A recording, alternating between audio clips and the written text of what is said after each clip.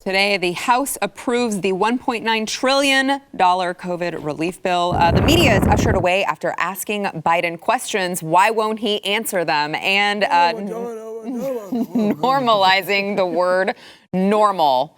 I mean, you would use the word normal if you're a hate monger. We've got a lot coming up, obviously, and it starts right now.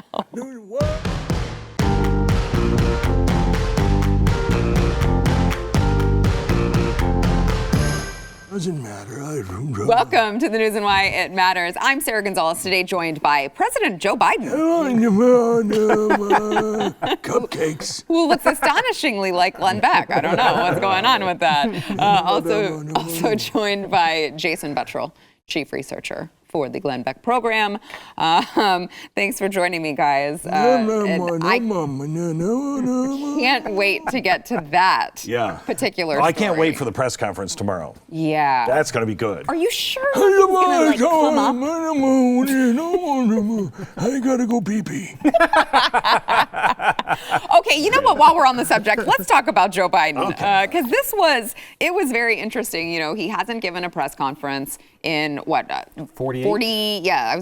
something days. It's all the presidents in 100 years have all given press conferences by this point. Joe Biden has not. But yesterday he was in this hardware store, and you know that Biden's like, I need some screw. Can we go to the hardware store? And he drove himself to the hardware store because Joe Biden looks like a guy who just hangs out at the hardware store. Of course. What the hell is he doing at the hardware store? Looking for another lunchbox. Yeah. Hey, man, can you make a key? They took my keys away, and I want to drive. And this is Joe Biden. Of course, the excuse was he's visiting small businesses. You know, the small businesses that his administration wants to crush, those businesses. He's visiting small businesses in D.C., and all of a sudden the press started asking him questions. He looks like Glenn is talking. He does. He looks like, I don't have any idea what's going on. Where am I?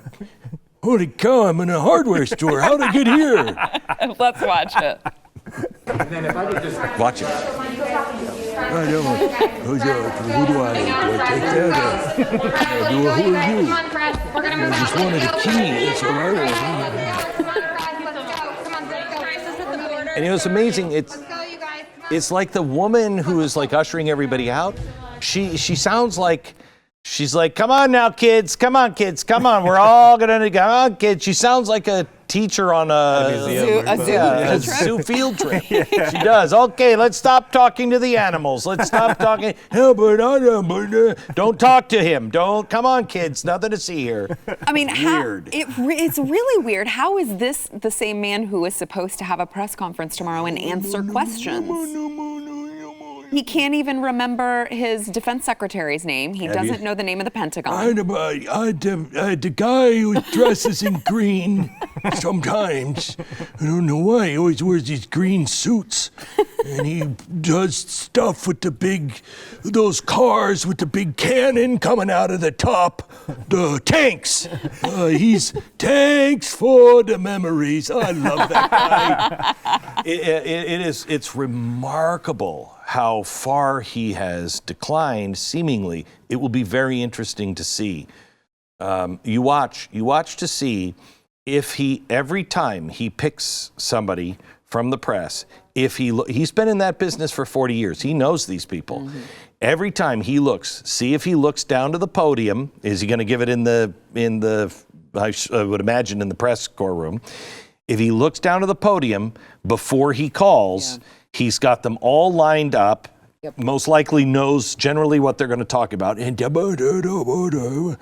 he calls on them that way. Which wouldn't be a shock because we've already heard the reports that the White House press secretary is taking questions beforehand. In advance, So, I mean, the question is, will he be able to remember? Well, right, because, and Jason, I want to get your thoughts, but Glenn, you say that, but again, he just gave this speech where you would think that at least his handlers would know well enough to write people's names down if that's what he was having trouble with. Not necessarily, because, I mean, the last time, do you remember the one last week where he's like, what am I doing here? And he was looking at a prompter. Yeah. And he couldn't figure out what the names That's were. fair. So And- maybe it was on there. And I watched them set up the teleprompter for Donald Trump. It is fascinating. You ever seen anybody do that, No. Jason? It's fascinating. Each one of those podiums is specially made for that president. So it's for their height. Okay. And then somebody, like Donald Trump was really tall, and so they actually had a stair step that pulled out from the podium in the back. So the person who is the same person all the time can stand there at the podium and then look at where the monitors are. And it takes them about 20 minutes. Nope, bring it in a little farther, bring it in. And you do not walk out where the president can't see those teleprompters, okay? Why couldn't he see the teleprompter? Why can't he? Is he now beyond being able to read words? That's frightening. I don't know what was happening there. Yeah, Jason. I personally love that we haven't heard from Joe Biden. I think it's great. I hope I take some more extended vacations. And even, I mean, that's part joke, but that's also kind of how I believe about, presidential addresses and press conferences to begin with. I think they've been kinged. Basically, they're rock stars or superstars to the point that kids now talk about the president like they know anything about the president. I'm talking little kids. I hear them at my kids' schools. It's disgusting. Who the president is has been given way too much, of a spotlight and a Hollywood star. I don't want to hear from the president unless there's something major happening, something big that we need to hear, what he's going to do.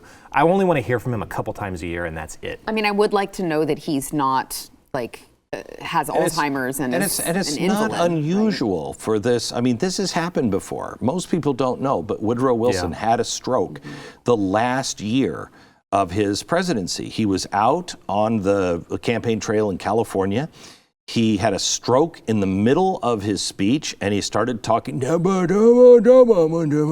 and he was not making any sense. They took him, they put him on the train, trained him back to Washington, D.C. He hadn't been seen in like 8 months, nothing, but he was signing bills. Well, as it turns out, it was his wife signing all the bills. And the reason why Congress finally got in to meet him is his own party demanded, because he was filing papers to run for a third term. He was completely incapacitated. Well, but this is different because this man was voted in having these issues, right? You're talking about. We said that he was having these issues and he was going to slide quickly. If he is indeed sliding, we need to know. He wasn't. I think he was bad before.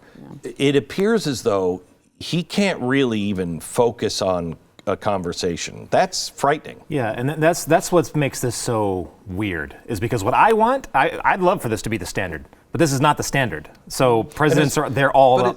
It's also not that, though, Jason, and I'm surprised because you are so national security conscious. What are our allies thinking? What are our allies thinking when they see a president like that? What do they think they can get away with? Oh no, I agree with you. Yeah. For sure. I'm just tired of seeing the president speak so much in general. Yeah. Like the State of the Union. I don't want to see that anymore. I want to see a letter. That's all I want to see. That's what it was. But this is not the standard. So for sure, there are major problems here. It seems like there are major problems here. I have a lot of issues when you see the context surrounding a lot of this. Like, why the hell is Susan Rice in the administration? I can't really put my finger on it, besides she was put there by the establishment to help guide things along. We know that Kamala Harris was not Obama's first pick, to endorse. Kamala Harris was his first pick to endorse for president. It wasn't Joe Biden. He wanted Kamala in there. Well, now she's vice president. I mean, it makes you have serious questions on who's really running the country right now. Yeah, and why is she talking? I'm not sure that I have heard, and maybe this is just people taking this, something that doesn't matter and making it into something that matters. But I don't recall the vice president taking calls from heads of state. Right. Yeah. The head of state. I mean, unless it's like, Botswana, not Botswana, Botswana. You don't have major leaders talking to the number two. They talk peer to peer. And it's bizarre how many of those phone calls she's making. And when those usually happen, in the past, it seems to me that something shady is going on when it does happen. Example, Biden would speak to the Ukrainian president when Biden was vice president under Obama. And it was usually something strange like, hey, you better get rid of that prosecutor general. You know what I'm saying? You know, the one my son, has got issues with. Stuff like that. But no, I agree. I had heard rumors before that Biden was going to delegate a lot more powers to Kamala, and she wouldn't be your typical vice president. But again, those questions.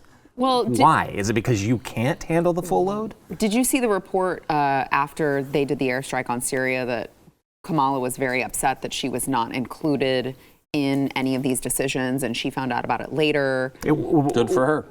Yeah. I mean, is that true? I mean, well, I don't know. That's why. Is it to hide the fact curious. that she didn't support the same action when Trump was doing it, and she was very vocal about it? Maybe. And now they look like major hypocrites? Is that why they tried to shield her? It doesn't seem like they're concerned at all about looking like major hypocrites. I mean, take what they're doing on the border, for instance. Oh my gosh. I have an update. I got new numbers this afternoon. They're going to be released tomorrow. Yes, I'm going to saw talk that. about them. That's insane. Insane. Unaccompanied minors, specifically? Yeah, and I'll talk about it on tomorrow's radio show. It is insane, the numbers. Insane. And especially considering, and when you listen tomorrow morning, think about what the administration is saying. It's a non-crisis. There's nothing to worry about here. It's not a crisis. We're dealing with it. This no is big a deal. full-on crisis. This, quite honestly, if you look at the numbers of people who support just open borders, it's a very small number of people. Even Democrats don't agree with that. This crisis could just disrupt and derail almost everything for this president, because it's a full-on massive crisis. And their hypocrisy is going to get them in trouble. I hope because so. they would not discuss it about, just take unaccompanied minors. Yeah. Splitting up families. They wouldn't talk about it under Obama. They made it one of the key avenues of attack for Trump. Right. Now, when you hear these numbers, they're not going to be able to do anything about it. And I think you also have like bed numbers and stuff like that. Okay, so when you hear all of these, they're not going to be able to deal with it. They're going to have to face reporters, if they have the balls, taking pictures of overflowing facilities. They're going to have to. What are you going to do about it? You're literally worse than what was going on under Trump. It's going to be No, this is worse than tenfold worse. Yeah, this is really bad. Well, and then you hear the White House press secretary saying, well, this is the humane, moral thing to do.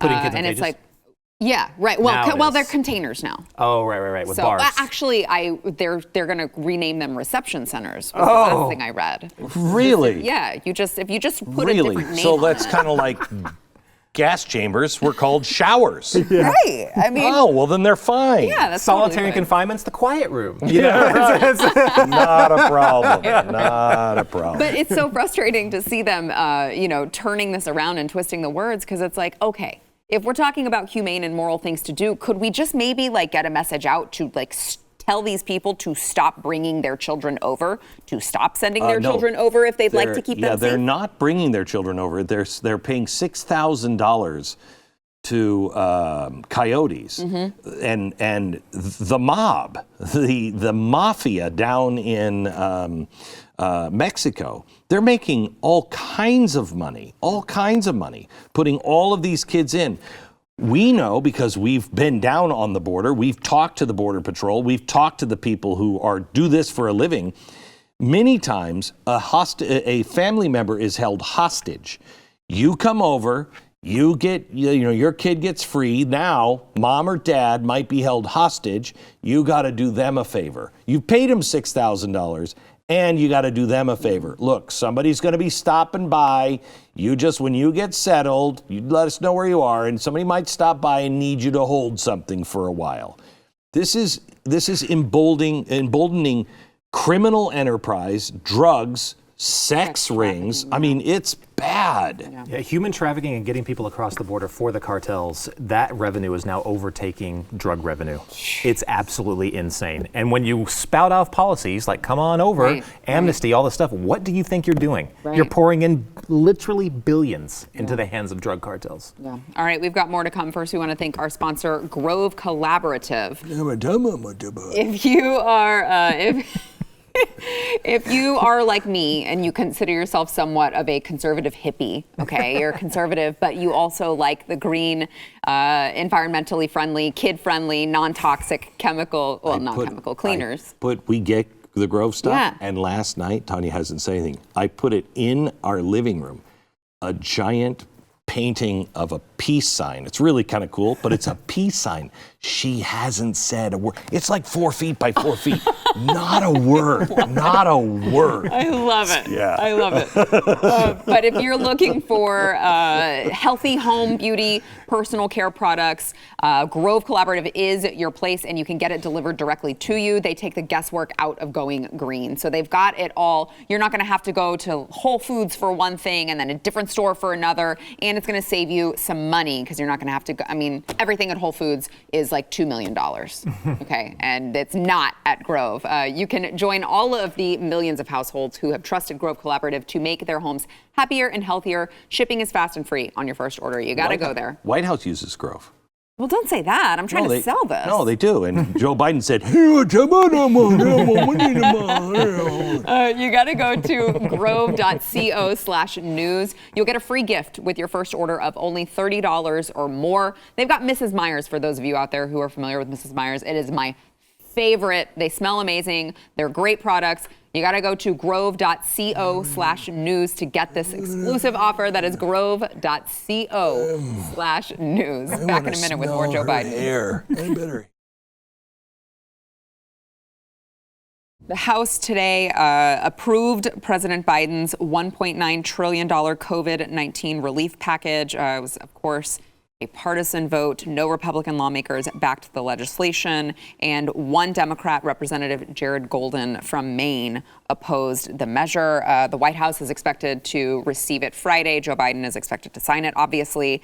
And just like that, $1.9 trillion gone. Now, this is interesting to me that this is taking place right as the 1-year anniversary of 15 Days to Slow the Spread. It's a long 15 days. It's really Seems like more than 15 days to me.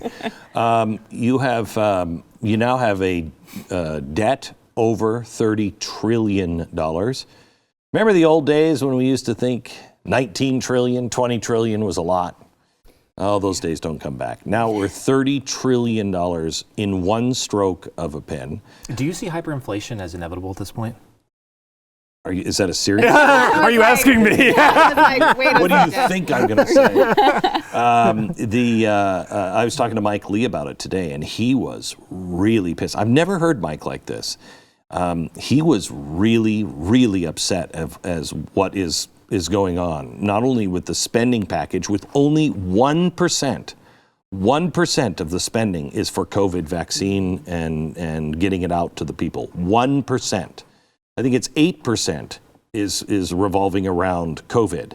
The rest of it is graft. The rest of it is give me. Yeah, around 90%. Yeah, nothing at all to do. It's crazy what they're doing. And they're getting people hooked onto giveaways. That's really what's happening. Yeah, well, yeah, because whenever the Republicans go to say, hey, we should probably stop doing this, any sort of sunset, then the Democrats get to come back and say, well, the Republicans want to take money away from you. Mm-hmm. Oh, work hard for your money. How can you believe these Republicans? They want you to die in the streets. Yeah, well, what do they think they're... That's why it's so ridiculous, these stimulus packages. Yeah. Even when they throw in, a slap in the face like $1,400, right, which is so ridiculous. But and then they keep lowering who qualifies for it. And I tell you what, and their standards for that should be, look, did they lose their job? I mean, is there some way, do they file for, unemployment or something like that? Like, I'm getting this money. I do not need this money. It's just going to go in a savings account. And it's not going to do anything. When this happened, none of us knew if we would have jobs. Right. None of us did. Nobody in America did. We certainly didn't. As it turns out, we were stable. Why should any of us get a dime for this? And I'm all for not just saying, hey, everybody gets $1,400, those people who are minority or whatever. I don't think we should have a blanket like that. Did you lose your job, lose money? And then we owe those people a lot more. Not necessarily me, but it's coming from us, the federal government. You know what? Sell some of a park. Sell some of a park and pay all those businesses that lost their business because you told them to close. And the amount of tax dollars that this is going to cost you is way more than the $1,400 check that they gave you. Yeah. I've seen estimates that it's going to cost each taxpayer about $17,000. What? $17,000 per taxpayer. That's what this stimulus bill is To going to cost. receive $1,400 from To the receive government. $1,400. That is the most federal government thing I've Taxpayer. ever heard. Taxpayer. Right. So if you're a taxpayer, you most likely are not going to gonna get the it. $1,400. Yeah. That's the scary thing. Yeah. If you look at the debt at $30 million, it's $250,000 for every taxpayer. That's incredible. Well, and I mean, we've reached the point now, I think, where it just no one even has any sort of. You can't fathom how much that is, and it just your eyes no way gloss to- over, and you go, oh, okay. Well, Yeah, there's no way to pay how for many it. trillion? Oh, all right. And there's some truly insulting things. Well, insulting to me as I read through this that's in that. Like, what was it? Like almost $300 million for arts and humanities. Yeah. What does that have to do with COVID? There is what was it like $300 to $500 million? I don't remember. Basically, to channel through teachers' unions so that they can pay for teachers that don't want to go back to work. Yeah. There's also $1.5 billion to Amtrak. Yeah. The last bailout, they got $1 billion, and they haven't even touched that yet. So now why have we, because of COVID, given Amtrak $2.5 billion? Yeah. Yeah. Jason, go ahead. I was just going to, I think there was $300 million to school districts that can't even spend the money yet because they haven't spent this fiscal year's money. So this is going to this is a year or so down the line. And going to states, money going to states that didn't have their tax revenue hurt. You know, it's one thing if you're like the businesses, it's destroyed us. Okay, well, let's all pitch in together. No. These states, some of them actually made more. Figure that one out. Yeah. They actually made more during COVID. And we're giving them a bailout? Yeah. Why? Some of the hundreds of millions of dollars going to some of the cities, like I believe San Francisco, that already they were in trouble to the tune of about, I think, like $350 billion. They were in the red. That deficit predates the pandemic. So what we're doing is they're giving these places progressive hellholes, basically, that already had issues because of their policies. So we're basically using this cash as an excuse to bail you out for your bad policies. And how much do you want to make a bet? They're not going to use that money to pay down that debt. Right. Oh, no. Yeah. Jason, you mentioned earlier that you prefer to not hear from the president. Yes. I personally prefer to not hear from Congress because I prefer them to not be in session because they pass things like this and also H.R. 1, which they're talking about, which I know you are very familiar with. Mike Lee today said that the H.R. 1 bill is written in hell by the devil himself. Let's listen to Mike Lee. You know, Steve, I think I disagree with every single word in H.R. 1, including the words but, and the. Everything about this bill is rotten to the core. This is a bill as if written in hell by the devil himself. This takes all sorts of decisions that the federal government really has no business making. Elections in America have always been conducted at the state and local level. They are completely flipping that principle on its head so that these things can all be micromanaged from Washington. That's wrong. That's really wrong. It's bad policy. As much as anything else, it's wildly unconstitutional. Mike Lee, if this passes, I don't know what Mike Lee's going to do. But he's exactly right. 100% unconstitutional. Everything in that is unconstitutional. If this passes, when I spoke to him today, he had even more passion than that. I don't know what he's going to do, but he sees his red line right dead ahead of him, and he has tried to work. He's tried to do things. I don't know what Mike Lee does if they pass this. That's the biggest thing on this bill that I cannot believe it's gotten as far as it has. It's blatantly against the Constitution. It's very clear in the Constitution who is in charge of elections. Yeah. It's the states. The federal government has no right to do what they're doing right now. But they don't have any right to do a lot of the things they're doing right now. The new PRO Act is, I think, this is the end of our country with the H.R. 1, the voting bill. But the PRO Act also is the end of the country. I mean, I didn't even want to talk to Mike about the COVID bill because, I know it's $2 trillion. It's a complete waste. It's got all kinds of stuff in it that none of us like. But H.R. 1 and the PRO Act, which is basically, it cuts all Uber, all home delivery, all that stuff, anything in the gig economy, gone. Takes away your right to vote against a union privately. You have to stand in front of a crowd and they say, all right, so which one of you are against the unions, huh? And you have to go, Mayan, please don't put a horse head in my bed. That's becoming law. There are 27 states that have right to work. The federal government is making that illegal. That you have a right to work.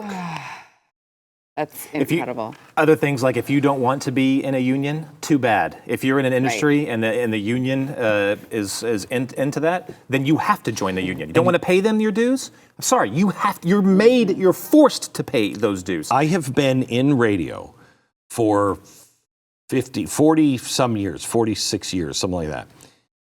I've never worked at a union radio station. Not once. I know one person, 2, because I knew Don Imus. 3, because I also knew Charles McCord, who was his sidekick. I don't know people that worked in union radio stations. AFTRA, which is the radio broadcast, they're a big part of this.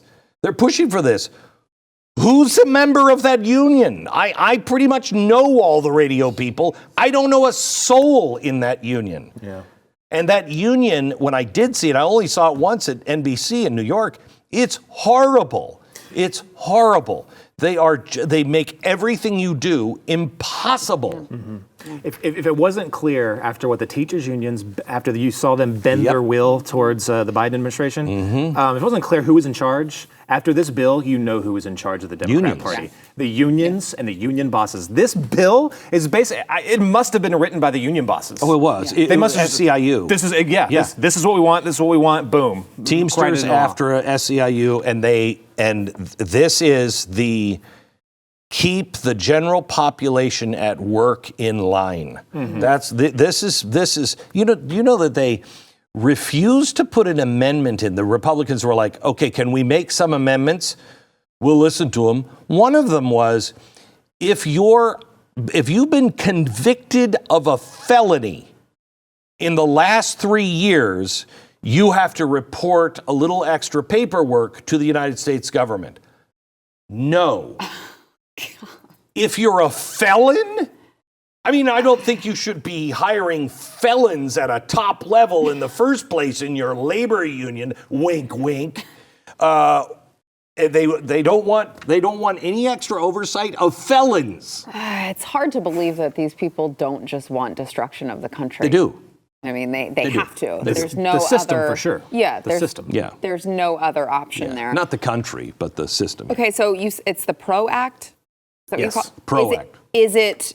Has it already passed? No, it's headed towards the House. Okay. And they think, or did it pass the House? I think it passed the House. Passed the House, headed to to the Senate. Oh, good, because I haven't heard anything about it. Oh, yeah, no, I'm telling you. It's exactly the way they want it. Right, Trust me. right, that's what I'm saying. Obama, Like, that's intentional. Barack Obama, in 8 years, didn't do as much transformation as this administration has done in less than 100 days. Great. Barack Obama was the setup for what we're now doing. Now he paved the road. Now they're. Gee, somebody warned about that in 2009 and 10. Wonder who that was. I don't know who that would have been. Some crazy that talked about the caliphate or something. All right, we have got more to come. First, we want to thank our sponsor this segment, Patriot Mobile. In case you have not heard yet, Patriot Mobile just expanded their coverage, and it's going to make it even easier if you are someone who has not yet dumped your big name carrier. Yeah, you gotta call Patriot it Mobile. Patriot Mobile. I don't think Joe Biden would like Patriot Mobile because Patriot Mobile does not actually donate your hard-earned money and take it to left-leaning causes that you are fighting to work against. They're not going to silence you. They are America's only Christian conservative wireless provider. So I said Christian and conservative. So Joe Biden definitely would not like Patriot Mobile. They do use the same network as the larger providers. So you're going to get that same network coverage, but you're going to save money. And also it's 2021. So I don't know if you have noticed, but switching is super easy. You can keep your phone number. You can get a new one if you'd like. You can bring your own phone over, or you can buy a new one. Whatever you prefer, build your own bundle with multi-line discounts, and you will save even more. You got to go to patriotmobile.com/news. Veterans and first responders, by the way, if you are either of those, you're going to save even more. You will get free Premier activation this month. They're going to set the phone up for you, and you're going to get a special gift if you use offer code NEWS. So don't forget that offer code when you go to patriotmobile.com/news. That is patriotmobile.com/news. Back in a minute. Unilever is apparently dropping it's a very offensive word, the word normal, from all of their marketing in their beauty products because they want to make sure that they are very inclusive. You probably haven't. Did you guys realize this? That the word normal, not inclusive. I heard this morning, and Unilever makes a ton of different soaps. Yes, Dove. It's a big company, and they're dropping. And I thought, what part of their ad campaign is like, now normal? You know what I mean? Now with extra normalcy. I couldn't figure it out until I actually read that what they're doing is they're taking things out like for normal to dry hair. Right. Okay? Mm-hmm. So, and they're replacing it with for dry hair. Well, so then do I buy that one? Because I don't have dry hair. Right. I have normal hair. Yeah, it seems like now it's just going to be misleading. Yeah, it's like the reading about somebody who's just had a sex change. Right. You're reading the story and you're like, okay, I don't know who this person is, but I think he used to be this, and now he's a she, and they won't say anything, and it's like I'm confused all the time. Yeah. I've got nothing humorous to say about this because I'm actually I'm up to here in that shampoo world. In the shampoo world. Yeah. Because it takes so much to do my hair every night. Curling it. Yeah, curling. I'm just going to get a perm and say, screw it, no more curling. They're all getting ready for something big, and it's going to affect our lives in a very, very dramatic way.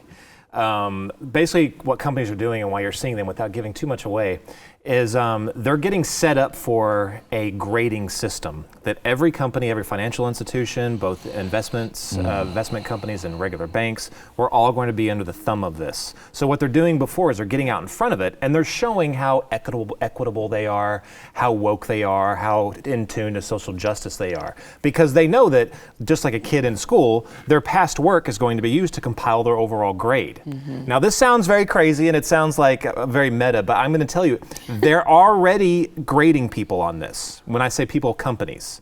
They've already started. There's plans to implement this to ensure that you might not ever get insurance again.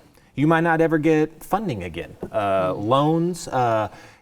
This doesn't just go to to corporations and companies, but it's very specifically the average person. Car loans, mortgages. I've got to talk to my wife tonight about replacing our roof. I don't need to replace our roof.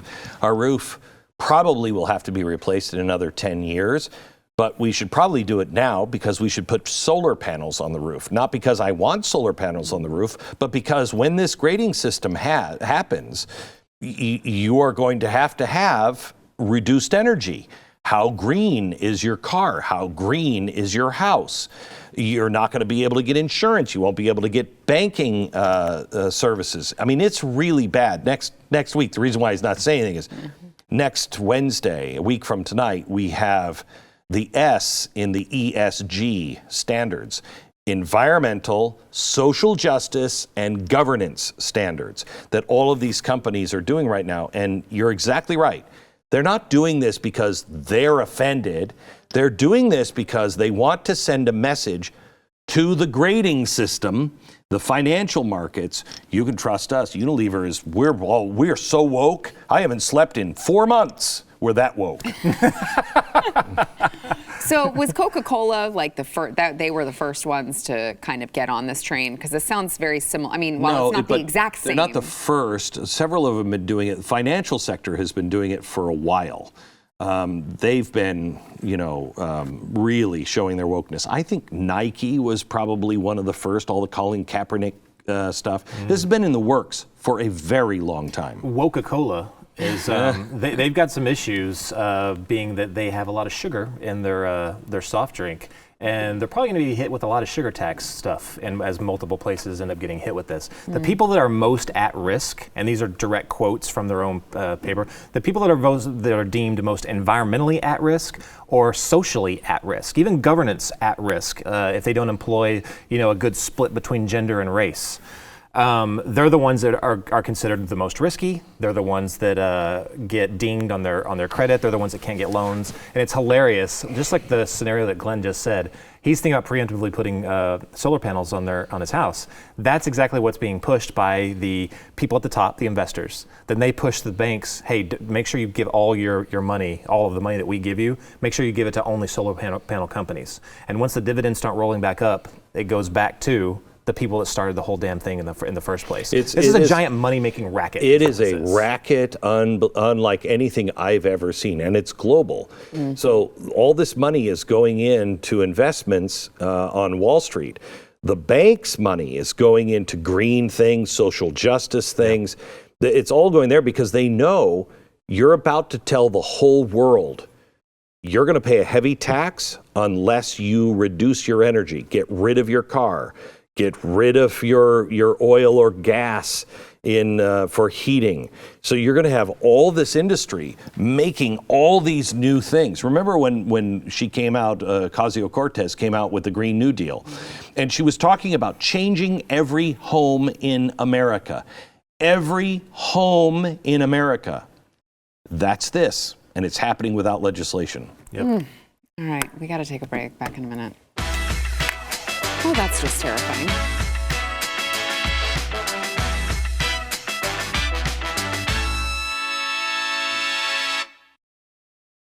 It's hard to keep track of the tally these days of how many allegations have been levied against Governor Andrew Cuomo of New York. But if you were wondering, it's now 6. I've got 6. Do I hear 7? 7. I'm sure the week is still, we're only midway through. Yeah. And there's still time for a 7th. The question isn't how many, are there 6 women in the world that haven't been harassed by Cuomo? I think that's Hey, come on, I can't be everywhere. You know what I'm saying? This is another aide who claims he touched her inappropriately during an encounter at the governor's mansion when she had been summoned to do work. And he, of course, was asked about it today. He said, "First, I'm not aware of any other claim. As I said last week, this is very simple. I never touched anyone inappropriately," which is weird because it wasn't inappropriate. I was just saying how beautiful she would look if I just put a couple of tassels right there on her pursuits. And I would like put right there is where those tassels should be. How inappropriate is that? He said, "No one ever." Well, here. This is how it's all cleared up. He's kind of, I think, shifting the goalposts a little bit because first he says, "I never touched anyone inappropriately." Then he says, "No one ever told me at the time that I made them feel uncomfortable." How was he to know? How was he to know that Glenn, as you said, telling her the tassels would make her feel uncomfortable? Hey, you don't want to say something to me? I got John the Invito over here that might intimidate a few people. I got a little power that might intimidate, but I'm a basically good guy. Yeah. Now, previous to all of the Me Too movement, I would be, I don't know. I would be like, you know what? Some of these, maybe he really didn't realize. Maybe it was a misunderstanding. But the guy has a nipple ring. He knows. Was trying to get that mental image out of my head, Glenn. Yeah. But and these are the same 68-year-old nipple ring. These are the same people, though, who have constantly told us for years now, it doesn't matter if the girl says that she likes it, because if you're in a position of power, you have to automatically assume that it's sexual harassment. You have to know. I mean, your entire career should be over. This is a really good example of the kind of justice and fairness you will get with the left. look at the high school or college kids that are just having their lives destroyed because a woman says something, and it doesn't matter. They don't even get a chance to defend themselves, all right? They can't face their accuser. Oh, nobody seems to care. It's all about justice. Really? This is where blind equal justice comes in, not equity, blind justice. Justice is blindfolded for a reason. She shouldn't know who the person is, shouldn't know if it's the governor or some college kid. And she weighs the facts and she balances between justice and mercy.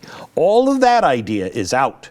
There is no scale of justice and mercy, and there's certainly no justice that is blind. It all depends on who you are, what you say, who your friends are, how powerful you are, and are you furthering or hurting the movement? I can't believe we're entering the world of East Germans. I mean, this is the same system that they had where neighbors were snitching on each other because they'd get extra benefits. I still say the same thing I said last time we talked about this. I still think that it does not matter how many. It could be 6, it could be 20. I don't think that anyone's going to come out. I don't think it's going to damage him. He's not going to be forced to resign. And he'll probably go on and do bigger and better things after this. He will not be damaged politically. I keep on going back to this. I don't know if I can do bigger. You know? Did you see that set? There was a commentary from, I think it was Sarah Sullivan. She was talking with some other comedians, and they were talking about how it seems kind of hypocritical that they can make certain jokes, but what is considered right-leaning or conservative comedians can't make those jokes. No, they don't joke. Yeah, they just can't do it. And then she admitted, she goes, well, basically, yeah, we get away with it. And I think she even says it's kind of ridiculous. But she said that there's an understanding that people on the left can say those things because they don't really mean it. She actually said this. I think it was Sarah Sullivan. They don't mean it, so they can make whatever jokes they want to, whether it's who knows what. I think that goes also with things like this. They gave Joe Biden a pass for everything, including one accuser, Tara Reid. Who is very credible. Yeah. And the media actively went out and attacked her. They tried to attack her. Now, can you imagine if people tried to attack Blasey Ford? They did say, I don't find her to be credible. She doesn't know any of the details about the situation, and we did see how they were treated when they said but they didn't personally try to. They did personal attacks against Tara Reid. Right. It was absolutely insane. The left can do whatever they want on these things. They can criticize people who are their political enemies, whatever side of the aisle it's on. But they can get away with doing the same thing because they're considered holier than thou because they don't really mean it. Same thing's going to happen for him. Biden got away with it. Cuomo's going to get away with it. They'll just use the same excuse. Oh, that's just the way I am, you know. Well, we'll see. All right, back a minute. I just feel like because... Glenn, what do you have coming up on your show Tonight is a really important night. We're going to go over what's happening in your schools with your kids. We're going to show you real history, how the progressives absolutely destroyed it. We show you the steps that they took to dismantle America. And if we don't put those pieces back together, we don't survive. And I mean now, if we don't do it now. And some good news. There's a parent that he and his wife saw something going on in San Francisco, the renaming of the schools. Thought that was outrageous when the kids weren't even in school. What is our school board doing? They went down, they listened to the school board meeting. They were even more outraged by it and said, look, we agree with some of the stuff that's being said here for social justice, but this is insanity. They started a website on Facebook, a meet group. Only 400 parents in the area went, but they all went to a school board meeting. They've stopped the renaming of the schools in San Francisco. Wow. Their kids are going back to class next month in San Francisco, all because this one parent said, enough is enough, and did the things that you have to do. We explain those things, and all of those steps are on glennbeck.com as well. That's the template, local level. Local. Get involved in local level. Forget about the national stuff. It's got to be local. Yeah. All right, you can catch that on BlazeTV, of course, also on YouTube. It is at 9 Eastern, 8 Central. Glenn TV, you don't want to miss it. Thanks for coming, guys. You bet.